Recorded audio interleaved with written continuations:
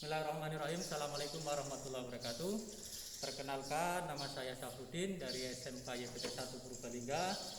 Saya sebagai peserta diklat angkatan 3 gelombang 2 TKRO Q tahun 2020 Gue Malang. Pada kesempatan siang hari ini saya akan melaksanakan praktek sesuai dengan apa yang diinstruksikan dari dosen, yaitu tentang K3 atau keselamatan dan kesehatan kerja, yang mana pada K3 ini yaitu kita fokus pada kegiatan yaitu mampu menjelaskan, mendemonstrasikan dan mengenakan alat pelindung diri.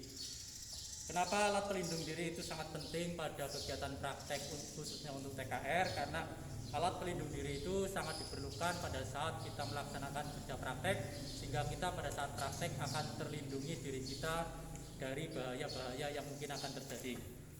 Yang mana alat pelindung diri ada alat pelindung utama dan alat pelindung diri tambahan.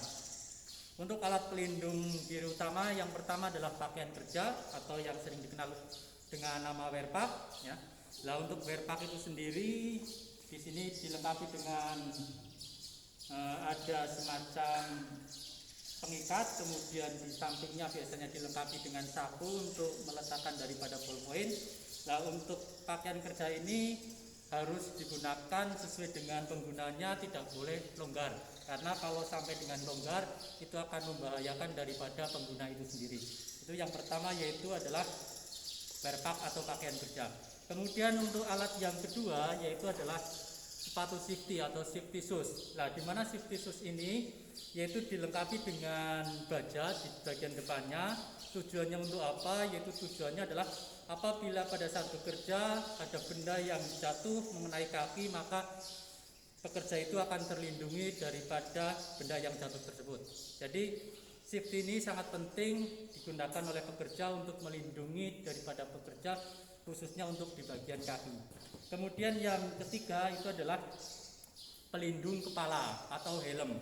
Nah, untuk pelindung kepala biasanya ada yang menggunakan helm, ada juga yang menggunakan topi. Tetapi kebanyakan adalah menggunakan helm.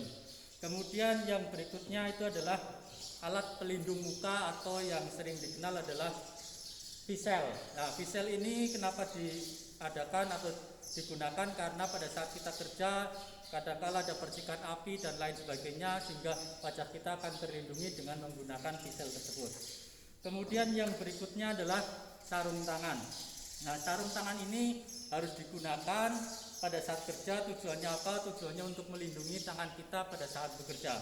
Nah, sarung tangan yang digunakan varian penggunaannya, bahannya juga varian, ada yang terbuat dari kain, ada yang terbuat dari kulit, dan ada juga yang terbuat dari pada silikon, tergantung daripada jenis pekerjaan yang akan digunakan. Kemudian yang berikutnya adalah pelindung mata atau kacamata. Nah, kacamata ini digunakan untuk melindungi kita pada saat kita kerja, sehingga apabila ada percikan ataupun semacam sinar yang membahayakan, kita terlindungi dengan menggunakan kacamata tersebut. Baik, itu untuk peralatan utama. Kemudian untuk peralatan tambahan ada pelindung telinga atau biasa menggunakan headset, itu untuk pelindung tambahannya. Kemudian ada masker. Nah, masker yang digunakan harusnya masker kesehatan. Ini digunakan, kenapa digunakan? Kadang pada saat kita kerja ada debu atau kotoran, sehingga kita akan terlindungi dari debu atau kotoran tersebut yang bisa masuk ke dalam mulut ataupun hidung kita. Baik, itu untuk peralatan pelindung diri. Kemudian kita mulai untuk proses penggunaannya. Jadi kita menggunakan ini yang saya pakai kebetulan adalah pakaian kerja atau wearpack, ya. Ini adalah standar dari pabrik, ya. Ada sapu di bagian depan, kemudian ada sapu di bagian sampingnya. Nah, kemudian untuk penggunaannya sangat sederhana, mudah. Kacamata tinggal kita gunakan, ya. Kemudian kita menggunakan visel. Nah, terus kita menggunakan daripada helmnya.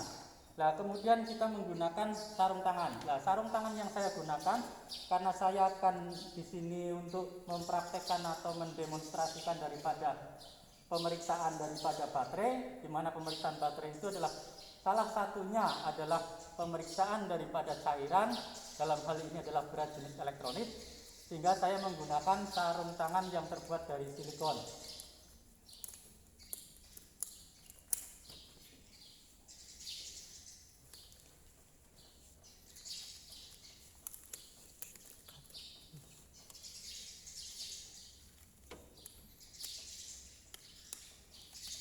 Nah, ini setelah saya gunakan, kemudian saya akan mempraktekkan daripada pemeriksaan baterai.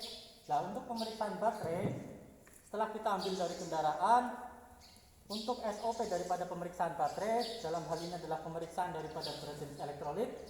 Baterai kita taruh di tempat yang lebih tinggi, karena pada saat kita melakukan pemeriksaan, kita harus memeriksanya menggunakan hidrometer. Nah, penggunaan hidrometer untuk pembacaan daripada hasil pengukuran yaitu harus sejajar dengan kedua mata yang akan melakukan pemeriksaan, sehingga kita taruh baterai di tempat yang tinggi atau kita bisa menggunakan meja. Nah, kita lakukan pemeriksaan.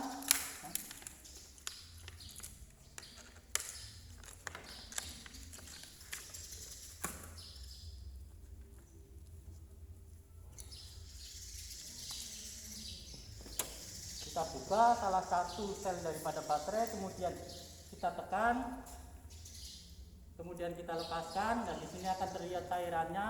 Nah, ini adalah cairannya adalah asam sulfat. Nah, asam sulfat itu mempunyai sifat mudah membakar daripada kulit, sehingga kita menggunakan sarung tangan berupa silikon.